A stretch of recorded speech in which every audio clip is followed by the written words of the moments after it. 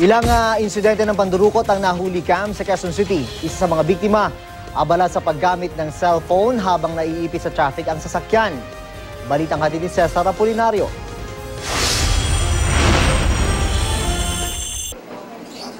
Araw-araw nakikita ng mga residente ang mga ngalakal na ito sa barangay E. Rodriguez, Quezon City. Hindi nila inakalang ang kanilang mga gamit makakalkal din. Habang naglalaro, yung mga ngalakal biglang namulot muna ng basura doon sa tindahan nila kung saan sila naglalaro. Hindi, talagang nangangalakal po. Tapos nakita yung cellphone nasa ibabaw po ng lamesa. Ano ho yun nakuha? Bali cellphone tsaka yung wallet coins. Sa bilis ng kamay ng suspect, walang nakapansin sa ginawa nitong pagpitik sa gadget at pera ng biktima. Kaya ang ginawa namin is pumokus kami dun sa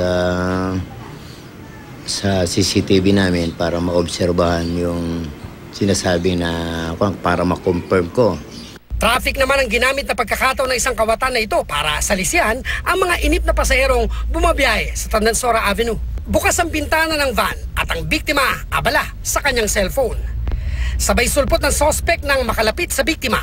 Agad inagaw ng suspect ang cellphone at kaswal na tumawid sa kalsada. Sinubukang habulin ng suspect pero tuluyan itong nakalayo.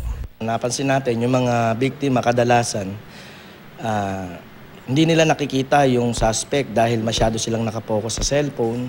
Ayon sa biktima, nagsi-COC siya, no? Nakilala lang ng staff ng barangay ang suspect na si John Balderrama alias Popoy nang i-review ang CCTV.